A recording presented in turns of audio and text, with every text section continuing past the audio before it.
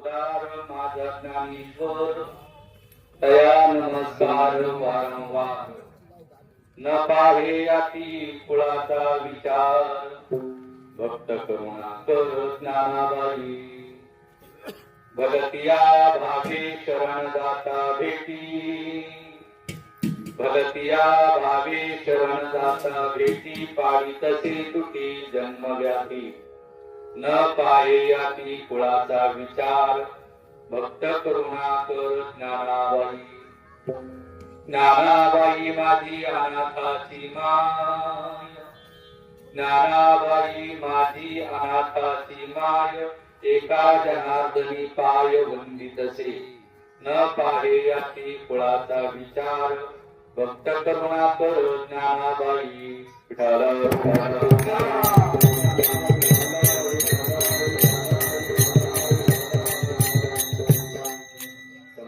सरोजम सांद्रनिलांबुदाभं जगननीत पाणी मंडनं मंडनाना तरुण तुलसी माला कंधरं कंजनेत्रं सदय डोलहासं विठ्ठलं चिन्तयामि पांडुरंगा करू प्रथम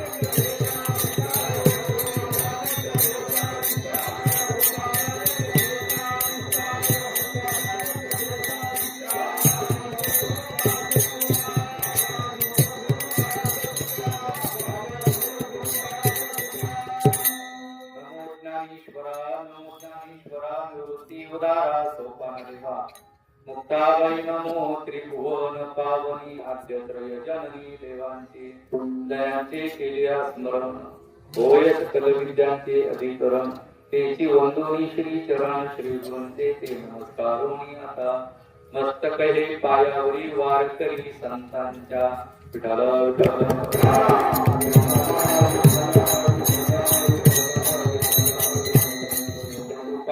उदार माझा ज्ञानेश्वर तया नमस्कार वारंवार न पाहे याती कुळाचा विचार भक्त करुणा कर ज्ञानाबाई चिंतनाकरता निवडलेला अभंग शांती ब्रह्म पैठण निवासी श्री संत एकनाथ महाराजांचा 4 चरणाचा संतपर प्रकरणातील आणि माऊली नावकरांचं यथार्थ वर्णन करणारा अभंग आहे.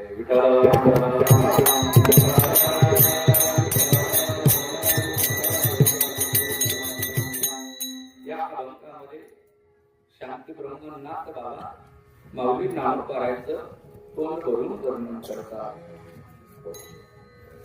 ज्ञानोबारांचा स्वभाव प्रतिपादन करतात. ज्ञानोबाराच्या अंतःकरणातल्या असलेल्या सद्गुणांचं वर्णन नाथ बाबा करतात. त्या अभंगाचं वैशिष्ट्य असं आहे, एका संतांचं केलेलं वर्णन आहे. संतांचं वर्णन सामान्य वर्ग जर करू लागला तर यथार्थ वर्णन करता येणार नाही.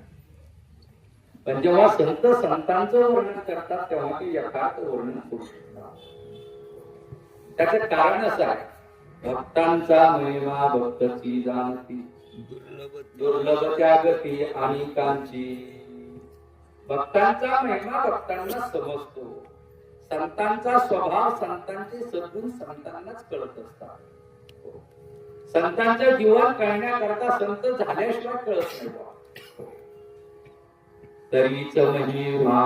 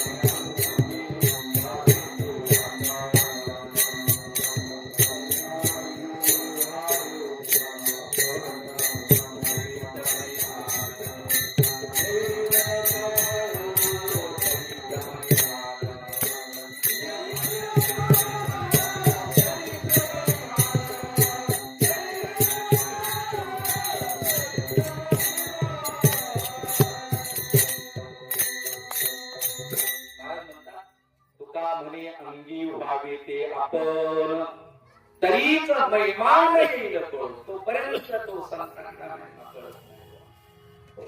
शेतकऱ्याचं वर्णन जातीवंत जो शेतकरी तोच करू शकतो. एखादा डॉक्टर आहे, डॉक्टराचं वर्णन करायचं असेल तर एखादा तज्ञ डॉक्टर, त्याच दर्जाचा डॉक्टर कोणीतरी असेल तर त्या डॉक्टरांचं यथार्थ वर्णन करू शकतो.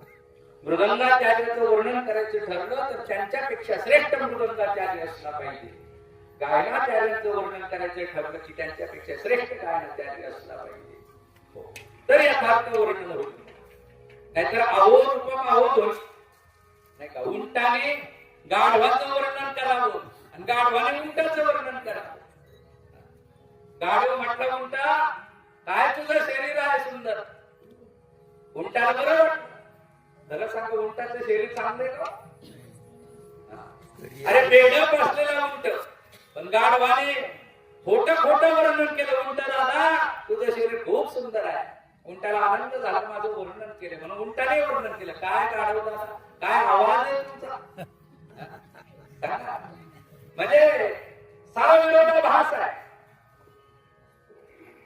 दोघांनी एकमेकाचं वर्णन केलं, अयथार्थ वर्णन आहे, चुकीचं वर्णन आहे. का? दोघांमध्ये साम्यता नाही, दोघांमध्ये यथार्थ ज्ञान नाही. एखाद्या महापुरुषाचं वर्णन करायचं असेल तर महापुरुष ही अवस्था प्राप्त झाल्याशिवाय वर्णन करता येणार. ज्ञानाचं वर्णन करायचं ज्ञानी व्हावं लागेल. एखाद्या पंडिताचं वर्णन करायचं पंडित व्हावं लागेल. एखाद्या सुगरणीचं वर्णन करायचं सुगरण व्हावं लागेल. तरीच महिमान येईल कळू, तोपर्यंत तो महिमा कसा कळेल. या अभंगामध्ये एक संत एका संतांचं वर्णन करत आहे. माऊली ज्ञानोबारांचं वर्णन केले नाथ बाबांनी.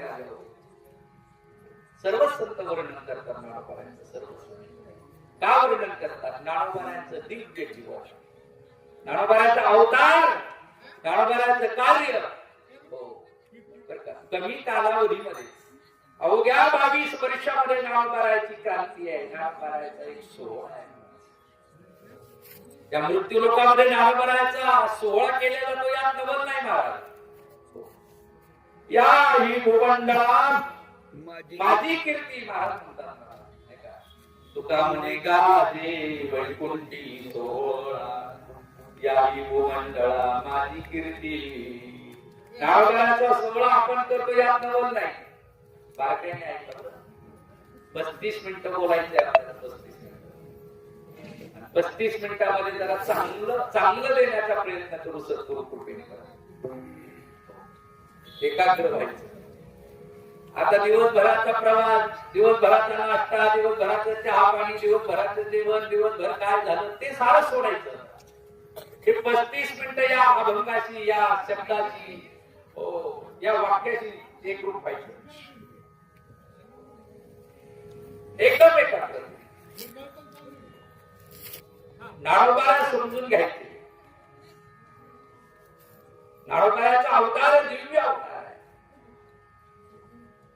हे संत या अवनीवरती एका विशिष्ट कार्याने, एका विशिष्ट हेतूने अवतीर्ण होतात. नामदेव महाराज म्हणतात, ब्रह्ममूर्ती संत जगी अवतरली, उद्धराया आले दीनजना. हे ब्रह्ममूर्ती संत या जगामध्ये अवतीर्ण झाले कशा करता आले? आपल्या दीनजनांचा उद्धार करण्याकरता आले. त्यांचं कार्य विशिष्ट आहे. संत ही पदवी नाही, संत ही एखादी कुठल्या विद्यापीठामध्ये जाऊन घेण्याची पदवी नाही बरं का. संत ही एक अवस्था आहे, संत ही एक स्थिती आहे, संत ही एक अंतःकरणाची भूमिका आहे. मानवी देह धारण केल्यानंतर त्या अवस्थेपर्यंत पोहोचता येतं. गोड बोलले मला वाटतं एक दोहा, पशु का होत पणिया नरका कछु न होय, नर करणी करे तो नरका ना काय होय. या पुरुषाने जर ठरवलं ना तर तो संतही होतो, आणि या पुरुषाने जर ठरवलं तर तो देवही होतो. पण दुर्दैव असं आहे की माणसं ठरवत नाही. मला संत व्हायचं असं ठरवत नाही, मला देव व्हायचं असं ठरवत नाही, असा निश्चय नाही कुणाचा. जर ठरवलं तर ते संत या अवस्थेपर्यंत पोहोचू शकतात. ही सर्व ती संत मानली आली नाही. मृत्यू लोकांमध्ये मानव देह घेऊन आली आणि एक विशिष्ट साधन करून, विशिष्ट अवस्था प्राप्त करून संत या अवस्थेला प्राप्त झाले.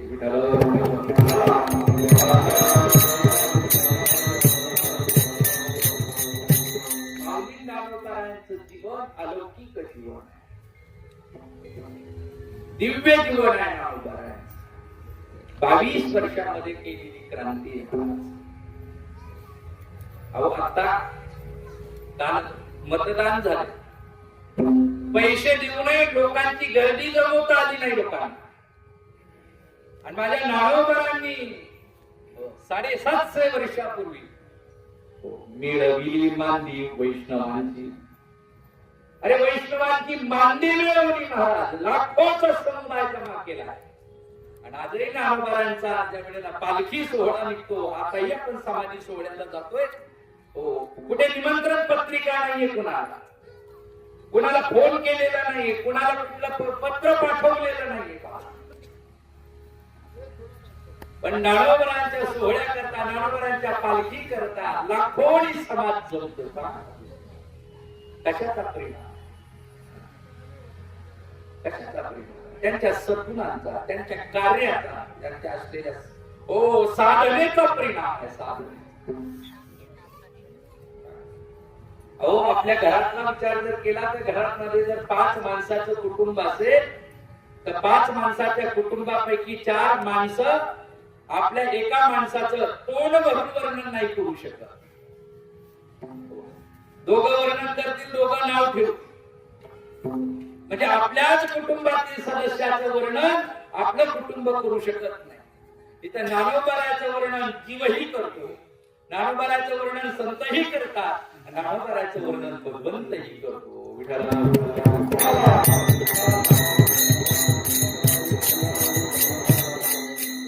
देवाने वर्णन करावं नारोबराचं.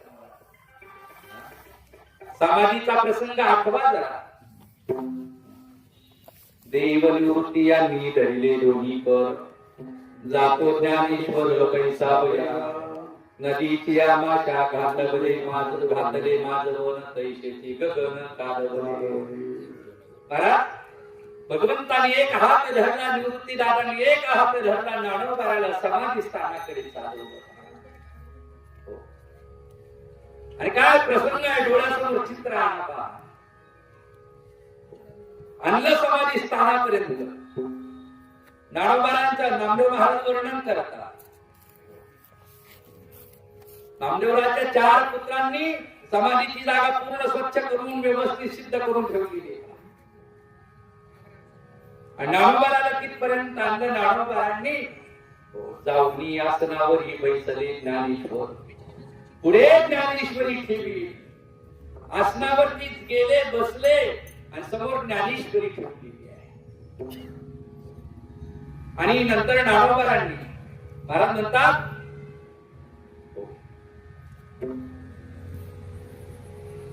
विठ्ठल विठ्ठल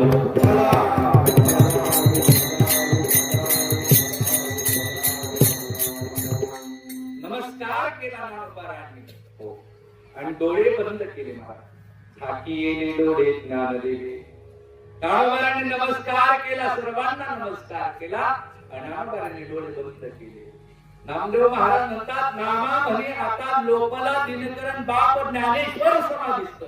पण त्या वेळची अवस्था त्यावेळेचा प्रसंग असा आहे प्रवृत्तीवर न आलेली निवृत्ती दादा नाडोबाराला ज्या वेळेला समाधीला बसवत होते तर आलिंगन घेऊन ओसंडून रडत होते. संत रडले यातनं बोल नाही. इंद्रायणीने वाहन बंद केलं होतं. वृक्षांनी आपली पानं हलवणं बंद केलं होतं. त्या आळंदीच्या पंचक्रोशीमध्ये असलेल्या गायींनी म्हशींनी दूध देणं बंद केलं होतं. वासरांनी पिणं बंद केलं होतं. आणि असा सर्व प्रसंग सर्व रडू लागले. नामा म्हणे संत कासावीस सारे लावी पद रडवली आहे. सर्वजण रडतात आणि भगवंत रडू लागले. रुक्मिणी आईसाहेबांनी विचारलं देवा सर्वांनी रडावं, कुठल्या ना कुठल्या नात्यांनी रडावं, कुठल्या ना कुठल्या संबंधाने रडावं. पण सर्वांचे अश्रू कृष्ण हे तुमचं काम असताना तुम्ही का रडता. तेव्हा भगवंत वर्णन करतात महाराज देवो म्हणती रुक्मिणी आची एक योगी देखील नाही. हे ज्ञान संजीवनी दान त्रैलोक्याचे धन्य धन्य धरातळी. जो याते दृष्टी न्याहाळी तो वाहत येईल काही वैकुंठ भुवनाची. जो करील याची यात्रा तो तारील सकळवी गोत्रा. सकळवी पुढे पवित्रा याची निदर्शनी होती. काय अभंग आहे का. कोण वर्णन करते महाराज. रुक्मिणी हाची एक योगी देखिला नयनी. माझ्या डोळ्यांनी आजपर्यंत मी असा योगी पाहिला नाही. कोण बोलतय. देवाने बोलावं. देवाने अहो आमच्या पतीचं वर्णन पत्नी करत नाही, पत्नीचं वर्णन पती करत नाही. बापाचं वर्णन मुलाला करायला लाज वाटते, मुलाचं वर्णन बापाला लाज वाटते. भाऊ भावाचं वर्णन करत नाही, बहीण भावाचं वर्णन करत नाही, गुरु शिष्याचं नाही, शिष्य गुरुचं करत नाही. सध्या पण अखिल कोट ब्रह्मांड नायक सचिदानंद घन पांडुरंग परमात्मा वर्णन करत आहेत महाराज.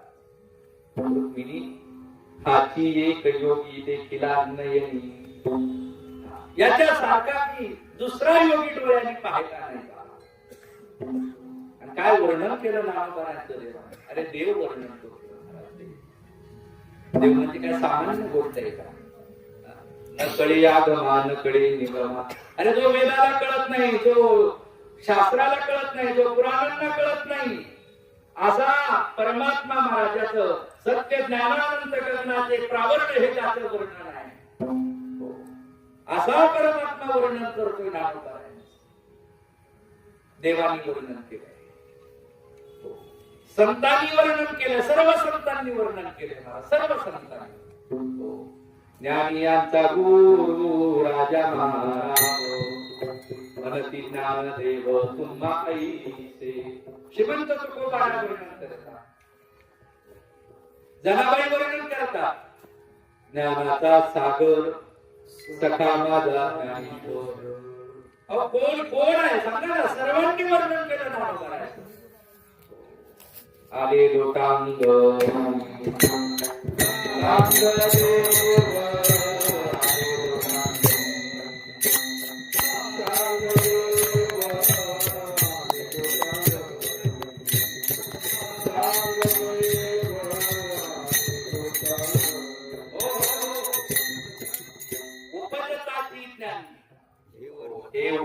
रामोनी आले लोटांगणी चांगदेव.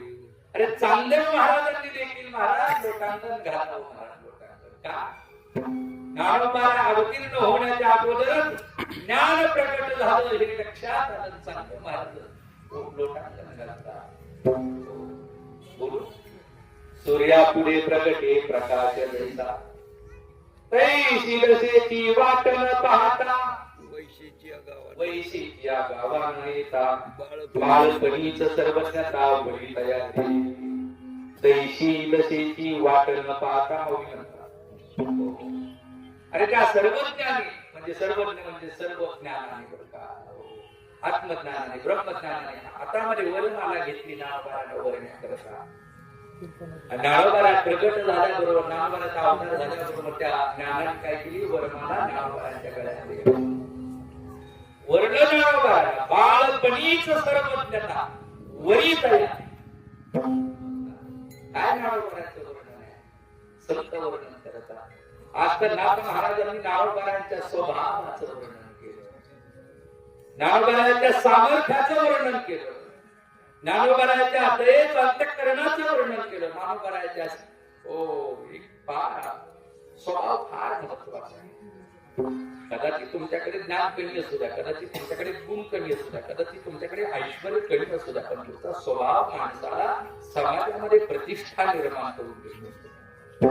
स्वभाव बऱ्याच वेळा ऐकायला मिळतो, लोक म्हणतात अहो त्यांच्याकडे फार असं ज्ञान नाही बरं का, पण स्वभाव खूप चांगला आहे. स्वभावाने विश्वाला जिंकता येतं. विश्वाला जिंकता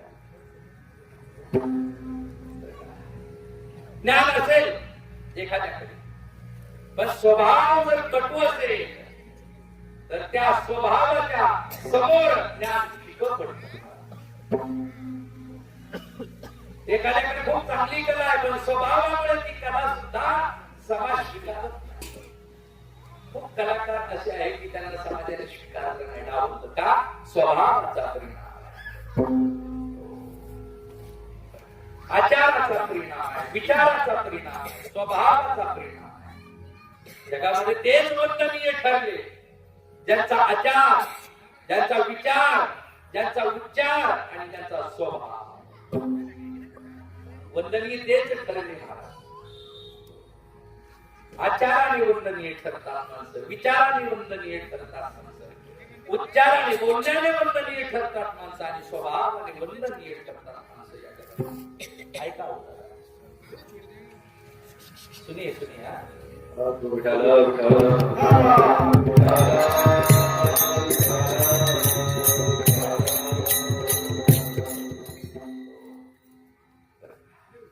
शांती ब्रह्मनाथ बाबा नाडोबारांचा स्वभाव संत कसे असतात. संतांची व्याख्या करत असताना, संतांचं लक्षण करत असताना मुक्ताबाईने सांगितलं. मुक्ताबाई कुठल्या संत तोची जाणारे दया क्षमा ज्याचे अंगी, ज्याच्याजवळ दया, ज्याच्याजवळ क्षमा, ज्याच्याजवळ शांती, ज्याच्याजवळ करुणा, ज्याच्याजवळ कृपा, ज्याच्याजवळ ही सर्व संतांची लक्षणं आहेत. नाथ महाराज आपला स्वतःचा अनुभव सांगतात. नाथ महाराज म्हणतात मी ज्ञानोबारांना अनुभवलं. कधी अनुभवलं ज्ञानोबारांनी? समाधी घेतली 350 वर्ष झाली. ज्ञानेश्वरी जी विश्वाकरता निर्माण झाली, ती ज्ञानेश्वरी ज्ञानोबारांनी समोर ठेवलेली समाधी घेतलेली आहे. मग या विश्वाकरता जगाकरता ज्ञानेश्वरीचा उपयोग झाला पाहिजे. आणि मग नंतर नाथांचा अवतार झाला. नाथ महाराजांच्या स्वप्नामध्ये ज्ञानोबारा गेले. महाराज आजा वृक्षाची मुळी कंठाशी लागली, येऊनी काढा वेगळी अलंकापुरी. ओ नाथ महाराज, मी समाधी घेतलेली आहे आणि अजान वृक्षाची मुळी माझ्या कंठाला लागलेली आहे. मला श्वास घेण्याकरता त्रास होतो. या आणि ही अजान वृक्षाची मुळी बाजूला करा. स्वप्नामध्ये झालेला दृष्टांत आहे. संतांना संत स्वप्नात येतात, संतांच्या देव स्वप्नात येतो, संतांच्या अध्यात्म भक्ती स्वप्नात येते. आपल्या स्वप्नात सत्य काय? प्रत्येकाची जी स्वप्न आहे ना, आज पहा ही प्रापंचिक संबंधाने स्वप्न पडतायत आपल्याला. बस नाथरायांना मात्र स्वप्नात दृष्टांत झाला. नाथ महाराज निघाले, आळंदीला आले. पूर्ण इतिहास सांगत नाही, समाधी स्थळ सापडत नाहीये. नाथ महाराज अश्वत्थाच्या खाली बसलेले आहे. पुन्हा नाथांना संकेत मिळाला, इथून उठा, पुढे या, तुम्हाला एक शिवजींचा एक सफेद पांढरा नंदी दिसेल आणि तिथून येण्याकरता माझ्याकडे रस्ता आहे. नाथ महाराज तिथे गेले महाराज आणि पाहिलं तर बरोबर पांढरा शुभ्र नंदी शिवजींचा पाहिला. उठविला नंदी शिवाचा ढवळा.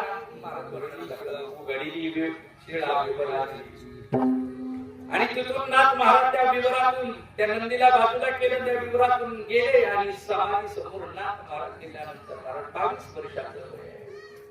अतिशय तेज आहे, पद्मासन घातलेलं आहे, उत्तराभिमुख बसलेले आहे, पुरळे केस आहे, समोर ज्ञानेश्वरी आहे आणि समाधीस्थ आहे.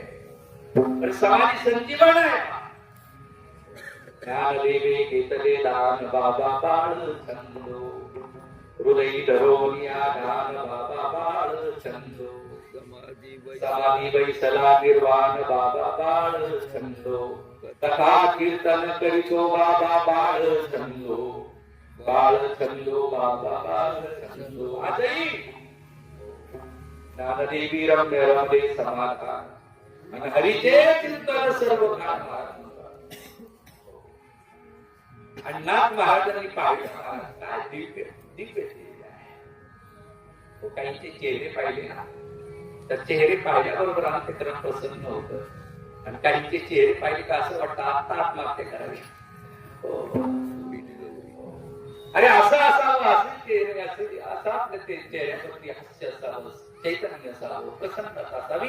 आपल्याला पाहिल्यावर आत्महत्या करायला चाललेल्या माणसाला वाटलं पाहिजे की आपण आत्महत्या करून आता जगलं पाहिजे. ज्ञानोबांना पाहिलं महाराजांना, महाराजांनी वर्णन केलं.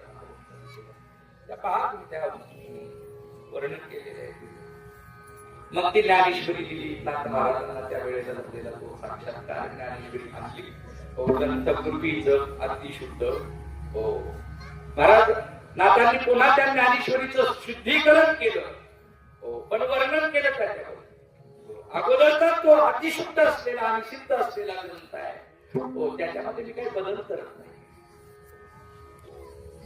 आणि मग पुन्हा ती ज्ञानेश्वरी हा नाथांना झालेला साक्षात्कार आहे. आणि त्या काळामध्ये तेवढ्या प्रसंगामध्ये नाथ रायांना ज्ञानोबांचा झालेला परिचय. भात शिजल्यानंतर फार असं चिवडत बसावं लागतो का? नाही, घोटावे घाटावे लागत आणि एकाच शिजेकडे भात म्हणतात. त्याला फार असं घोटत बसावं लागत नाही, असं त्याला फार करत बसावं लागत नाही. एक शीत घेतला तो जर असं पाहिला चाचकला की कळतंय की भात शिजलेला आहे. तसं तेवढा तो 2-5 मिनिटाचा जो संबंध आहे नाथरायांचा आणि ज्ञानोबांचा, तेवढ्या काही त्या मिनिटामध्ये नाथांना ज्ञानोबांचा परिचय. काय ज्ञानोबांचा परिचय झाला? ज्ञानोबांच्या स्वभावाचा परिचय झाला, ज्ञानोबांच्या सद्गुणांचा परिचय झाला, ज्ञानोबांच्या कार्याचा परिचय झाला. आणि जो परिचय झाला नाथ महाराज तो आदरपूर्वक त्या ज्ञानोबांना नमस्कार करतात आणि त्या ज्ञानोबांचे विशेष आणि वर्णन करतात. अभंगाच्या पहिल्या कृपा उदार माझा ज्ञानेश्वर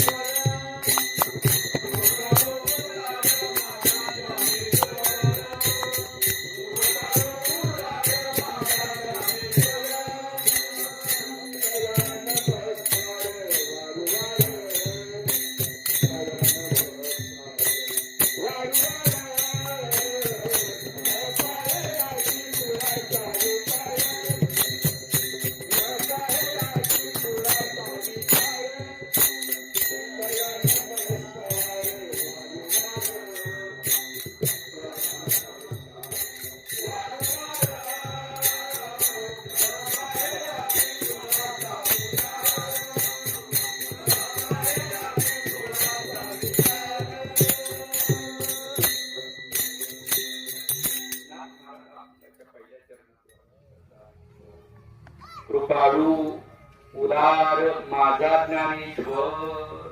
हो, नाथांची शब्दता कशी माझा ज्ञानेश्वर कृपाळू माझा ज्ञानेश्वर उदार. नाथ महाराज म्हणतात माझा ज्ञानेश्वर, माझे जे ज्ञानेश्वर आहे ते कृपाळू आहे. कृपाळू काय ज्ञानोबारायांच्या ठिकाणी कृपा आहे महाराज. काय ज्ञानोबारायांच्या ठिकाणी उदार काय महाराज बघा. हो, कृपा गुरु संतांची कृपा जर झाली, कृपा कटाक्षे न्याहाळिले आपुले परी बैसविले बापर तुम्हाला विरोध दिलेले पत्रा दिलेले बोला. कृपा आपणा सारिखे करीती तात्काळ नाही काळ वेळ तयार. तुमची कृपा होता तुमची कृपा पशु बोले वेळ निर्जीव चाले भिंत महिमा गाद महाराज. अरे एका पशुवरती कृपा केली ना बाबा, तर तो पशु वेद बोलू लागला. ज्ञानदेव म्हणे बोले रे ऋग्वेद, ओंकार हा शब्द प्रणव. कृपा केली, रेड्याच्या मस्तकावरती हात ठेवला आणि त्या रेड्याला आज्ञा केली. ज्ञानोबाराच्या कृपेचा परिणाम असा आहे की रेडा वेद बोलणार आहे. सर्व संतांची कृपा पहा. गावासारखा पुरणपोळी खाऊन फक्त लोळणारा, पण नाथांची कृपा झाली. उत्तरार्धातलं रामायण भावार्थ रामायण पूर्ण केलं महाराज. कृपेचा परिणाम नाथ महात्मा ज्ञानोबाराची कृपा आहे. पुन्हा कुणावर कृपा केली, सर्वांवर कृपा केली महाराज. संत हे कृपा करत असताना पात्राचा विचार करत नाही. अधिकार अनाधिकार याचा वर्णन याचा विचार करत नाही. व्यापक भावांनी कृपा करतात, सर्वांवरती करतात. कुणी जाऊ द्या संतांच्या जवळ, कुणी जाऊ द्या कृपा करत असतात. ज्ञानोबारायांचा अनेकावरती कृपा केली. सच्चिदानंद बाबावर कृपा झाली. प्रेत उठलं,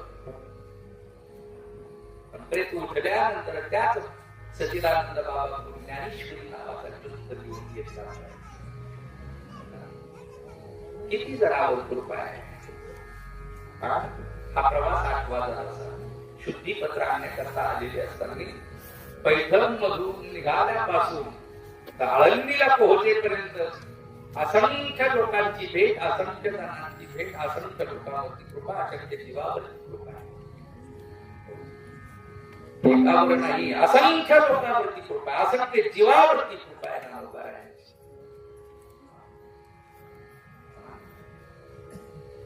संत कृपा करतात, जीवन परिवर्तन होतं, जीवन बदलतं. आपण पुराण वाचणारी मंडळी, ऐकणारी मंडळी, रोज येणाऱ्या जाणाऱ्या वाटेवरती लोकांना मारणारा तो वाढल्या कोण. पण नारदांची कृपा झाली, संतांची कृपा झाली, परिवर्तन झाले, बदल झाला जीवनात. संत कृपेने बदल होतो बरं. संतांच्या संगतीत बदल होतो बरं का. संतांच्या नामस्मरणाने पण बदल होतो. संतांच्या पूजेने बदल होतो, संतांच्या सेवेने बदल होतो, संतांच्या स्तुतीने बदल होतो बरं का. पण आपण सर्व मंडळी जरा कंजूस आहोत. आम्हाला सर्वांची स्तुती करावी वाटते, सर्वांची सेवा करावी वाटते, संतांची स्तुती, संतांची सेवा करण्यामध्ये खूप स्पष्ट आवश्यक आहे. पण संत सेवेने, संत दर्शनाने, संत संगतीने जीवन बदलतं. किती जणांचं जीवन बदलतं. आतापर्यंत जे जे संतांच्या संगतीमध्ये गेले ते सर्वची सर्व जीवन बदलली. असुर, दैत्य, खळ, पापी, चांडाळ, दुराचारी ही सर्व संतांच्या संगतीत आली की बदलली. पुनीत केले विष्णुदासी. हो, पुनीत केले विष्णुदासी संगे आपुलिया दोषा. किंवा संताने सरता केलो तैशा परी चंदनाने बोरी गाठलेल्या. चंदन माहिती का? चंदन माहिती पाहिले आपण जे चंदन पाहतोय त्या चंदनामध्ये आता खरे म्हणजे ओरिजिनल चंदन, डुप्लिकेट चंदन. आता आपल्याकडे जे आहे ते काय ओरिजिनल चंदन आहे. हिमगिरी मलयागिरी नावाचं चंदन आहे. मलयागिरी नावाचं हो, ते दुर्मिळ आहे. त्या चंदनाचा आपल्याला जर परिचय करून घ्यायचा असेल, हे खरं चंदन आहे का पाहायचं असेल तर त्याची ओळख कशी होते. उकळती तेलाची कढई आहे, त्याच्यामध्ये उकळलेलं तेल आहे. त्या तेलामध्ये जर त्या मलयागिरी चंदनाचा एक थेंब जर आपण टाकला असेल तर ते उकळलेलं तेल काही मिनिटांमध्ये ते शीतल होतं, थंड होतं. तापली चंदन. तापली चंदन निभवितो कुडी, त्रिगुण तो काढी संत. म्हणून आजही देवाच्या शरीराला चंदन लावलं. आता ते चंदन आहे. चंदनाच्या अवतीभोवती जेवढे काही वृक्ष आहे, चंदनाचा एक सद्गुण आहे की तो सर्व वृक्षांना चंदनासारखा सुवासित करतो. सर्वांगी सुगंध परितो उगलाणार आहे. हो, सर्वांगी सुगंध परितो उगलाणार आहे. चंदनाच्या जवळ जेवढी जेवढी झाडी वृक्ष आहे त्या वृक्षांना सुद्धा चंदन आपल्यासारखा सुवासित करतो. अहो, बोरी सारखं एक वृक्ष आहे, त्याला सुद्धा सुगंधित करण्याचं काम चंदनाचं आहे. तरी चंदनामध्ये काही दोष आहे म्हणून चंदनाची उपमा कमी पडली आमच्या संतांचं वर्णन करत असताना. चंदनापेक्षा आमचे संत श्रेष्ठ आहे. चंदन सर्वांनाच सुवासित करते, पण बांबूला सुवासित करत नाही, वेळूला सुवासित करत नाही. का करत नाही तर जुने कीर्तनकार सांगायचे बांबूला आतून गाठी असतात. अरे ते गाठी असतात ना गाठी, आणि ज्यांना ज्यांना आतून गाठी आहे त्यांना मात्र काही करू शकत नाही. पण संत त्या आपल्या गाठीच्या लोकांना पण बदलवतात, सर्वांना बदलवतात. आता महाराजांनी प्रमाण सांगितलं की पुनीत केले विष्णुदासी संगे आपुलिया दोषी. संत सर्वांवरती कृपा करतात. चंदनासारखं जीवन आहे. किती लोकांवरती कृपा केली. मी बोलून गेलो की माणसावर कृपा केली यातनावर नाही, पशवाधिकांवरती कृपा केली महाराज. पशवाधिकांवर काय महाराजांच्या ठिकाणची कृपा आहे. म्हणून नाथ महाराज म्हणतात कृपाळू, कृपाळू आहे आणि उदार आहे. किती उदार आहे महाराज, किती उदार आहे. ज्ञानदेव वैष्णव मोठा, कैवल्य नामे मुक्त पेठा, ज्ञानदान गडे श्रेष्ठा, वैकुंठ वाटा संत गेली. ज्ञानोबांसारखी उदारता कुणाकडे सांगा. ज्ञानोबांची उदारता बघा ना. सर्व आपण नेहमी ज्ञानेश्वरीचं गाथ्याचं चिंतन करणारी मंडळी आहे, मोठ्या मोठ्याचं श्रवण करणारी मंडळी आहोत. ज्ञानोबांचं दातृत्व पहा, ज्ञानोबांची उदारता. ज्या विश्वभा चालली दया, कृपा, उदारता पहा कशी त्यांच्या सोडीमध्ये मिळालेल्या भिक्षेमध्ये माती काढवण्याचं काम केलं. त्याच विश्वभा चाललींना असं अधिकारी बनवलं महाराज. नामदेव महाराजांचं सद्रूप अर्पण केलं. उदार दया. अशा ज्ञानोबांना नाथ महाराज म्हणतात ज्ञानोबा उदार आहे, ज्ञानोबा कृपाळू आहे. आणि अशा कृपाळू आणि उदार असलेल्या ज्ञानोबाला दया नमस्कार वारंवार संतांना नमस्कार करतात. दया नमस्कार वारंवार संतांना वारंवार पुन्हा पुन्हा पुन्हा पुन्हा नमस्कार केला पाहिजे. आम्हाला नमस्कार करण्याची पण लाज वाटते. पाया पडत असताना सुद्धा आणि कसं पाया पडतो साधू संतांच्या. किती घाई असते, किती मनामध्ये शब्द असते नसते माहिती नाही. फक्त एक लौकिक म्हणून, एक नियम म्हणून, एक विधी म्हणून आपण करत असतो. अरे लोटांगून घातलं पाहिजे, संता लोट साष्टांग दंडवत घातलं पाहिजे. श्री संताची माता चरणावरी साष्टांग हे करीत दंडवत. हो. नाही. पण आम्ही नाही हो. आमच्या ठिकाणी ते नमस्कार करण्याची सुद्धा आमच्या ठिकाणी ती शब्द आहे, ती भावना आहे, ती कमी पडते, कमी पडते. कुठेतरी आपला तो देहाभिमान अडवाईत असेल, कुठेतरी तो युगाहरण होत असेल आपला. पण संतांच्या चरणावरती नतमस्तक होत आणि लाज बाळगायची नाही महाराज.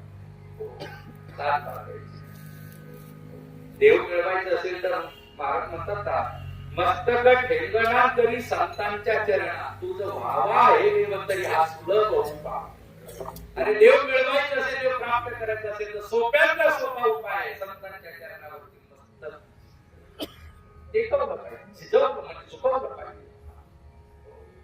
तेही असं नाही महाराज, फार श्रद्धे, फार श्रद्धे प्रणिपात केला पाहिजे, साष्टांग दंडवत घातलं पाहिजे, लोटांगण घातलं पाहिजे. येती वार तरी वाट पाहतो तो वरी, उजवलिया दंडवत कुशेल निरोपाची माता. संतांना दंडवत घालावं, वारकऱ्यांना दंडवत घालावं. नाथ महाराज म्हणतात, तया नमस्कार वारंवार, पुन्हा पुन्हा नमस्कार नाव करायचं, पुन्हा पुन्हा नमस्कार करतात. नाव करायसारखा कृपाळू, नाव करायसारखा उदार महात्मा, उदार संत कोणी नाही. म्हटले का हो, काय असं नाव करायच्या ठिकाणी? म्हटले नाव करायच्या ठिकाणी व्यापकता, नाव करायच्या ठिकाणी उदार. नाव करा कोणत्या जातीचा, वर्णाचा विचार करत नाही.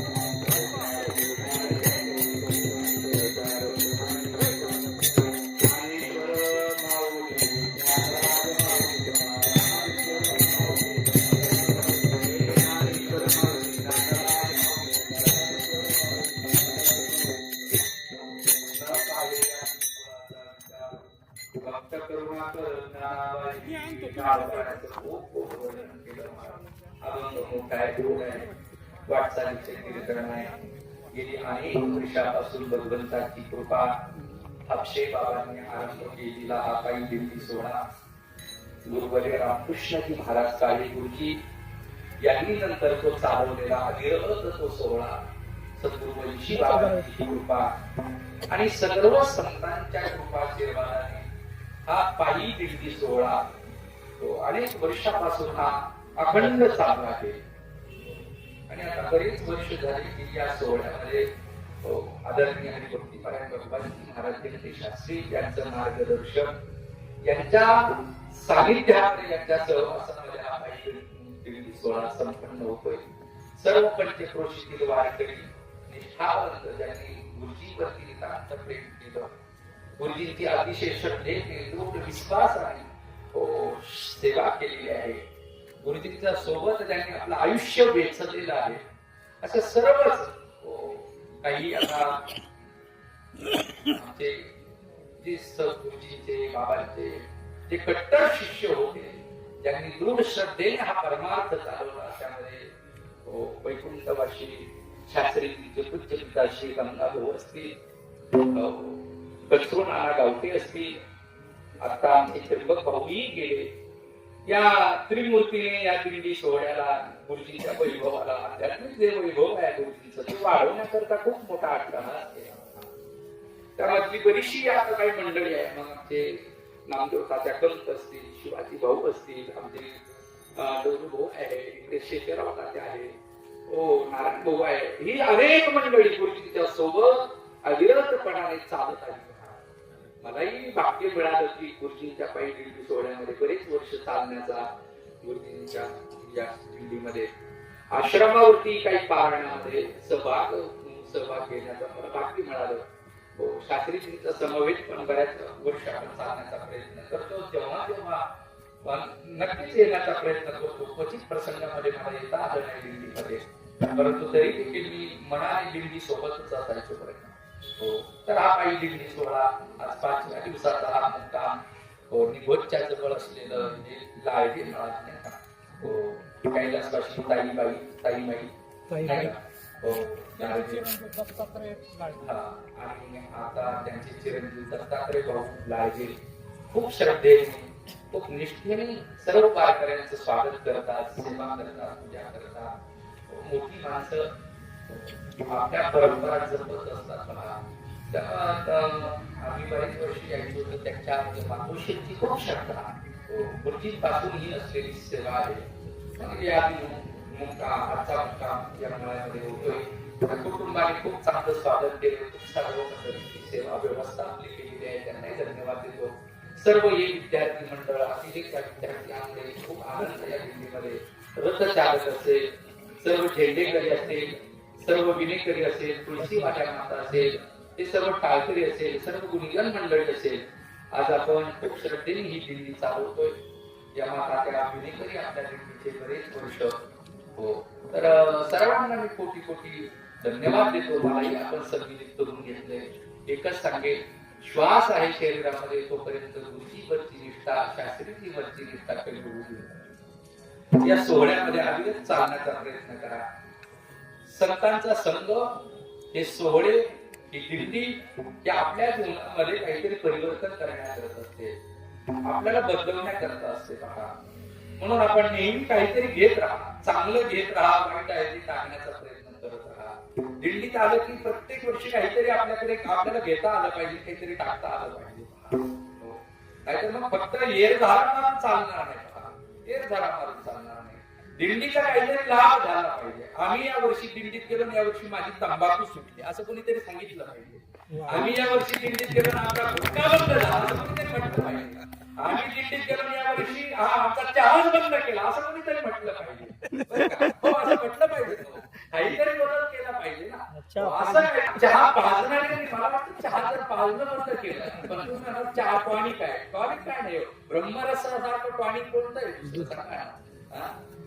भजन वगैरे, पण चला हरकत नाही, दुधाची व्यवस्था करतील. पाजतायत ना आता बऱ्याच ठिकाणी दूधही पाजल्या जातात. ते बंद करा म्हणतात आता. तर सर्वजण आपल्यामध्ये बदल करण्याचा प्रयत्न कराल असा विश्वास आहे. प्रत्येकाने आपल्यामध्ये स्वतःमध्ये बदल करा, स्वतःपासून सुरुवात करा. आनंद आहे, दिवसभर भजन होतंय, खूप सुंदर चाली, खूप सुंदर काकडा, खूप सुंदर अभंग आपल्याला ऐकायला मिळतात. आणि या सर्व भजनाच्या आनंदामध्ये आपण 2 3 दिवसाच्या प्रवासामध्ये आपण आता पोहोचणार आहे. ज्ञानोबाराच्या दरबारात जाणार आहोत. तर सर्वांना ज्ञानोबारायांची कृपा हो, सर्वांवरती ज्ञानोबारायांचा अनुग्रह हो, सर्वांना ज्ञानोबारायांचं दर्शन साक्षात्कार हो, अशीच मी प्रार्थना करतो. आजच्या आपल्या या दिंडीमध्ये अखंड आमचे श्रीहरी महाराज वागचौरे हो फार नेमाने मस्तपैकी सुंदर रात्री त्यांनी छान कीर्तनही केलं. त्या दिवशी प्रवचन त्यांनी केलं. आज म्हटलं होतं त्यांना की राहिलेला अभंग तुम्ही पूर्ण करा आज कीर्तन, पण ते म्हटले तुमची सेवा झाली पाहिजे. तर खूप गोड असं त्यांचे जीवन आहे. सर्व वारकऱ्यांना मी कोटी कोटी प्रणाम करतो. पांडू भाऊला विशेष धन्यवाद देतो. हो, किती काळजी आहे वारकऱ्यांची काळजी. मुक्कामावाल्यांना फोन, सर्व नाश्त्यावाल्यांना फोन, सर्व चहावाल्यांना फोन. पुन्हा अगदी काही अंतरावर गेलं की पुन्हा शास्त्रीजींकरता आमच्याकरता पाणी लगेच थांबणं, गाडी थांबवणं, पाणी लगेच देणं, उतारल्यानंतर साऱ्यांची व्यवस्था करून पुन्हा आमची साऱ्यांची व्यवस्था करणं. म्हणजे हे सारी मंडळी हो, नंदू भाऊ असेल, पिढी असेल, लखन भाऊ असेल, ही सारी. काहीची नावं घेतली नाही तर नाराज होऊ नका बरं का. सारे रामकृष्ण आमचं रामकृष्ण भक्त मंडळ नाही का. हा, नाव घेतलं तर काय नाराज होऊ नका, पण नाही घेतलं तर हो, असं काही उद्देश नसतो पहा. पण समोर जे आहेत ना, जे थोडंसं दिसतंय की त्यांचं थोडंसं आपण एक कृतज्ञता पण व्यक्त केली पाहिजे नाही का. म्हणून शूटिंग करणारे आमचे सरपंच राजू भाऊ आहे नाही का, आता ते शूटिंग करतात. आपण सर्व मंडळी सर्वांना कोटी कोटी प्रणाम करतो बा. आणि आमच्या लाडगे परिवाराला खूप उदंड आयुष्य आरोग्य प्राप्त हो आणि अशीच वारकऱ्यांची सेवा घडत राहो ही माऊलीच्या चरणी प्रार्थना करतो थांबतो.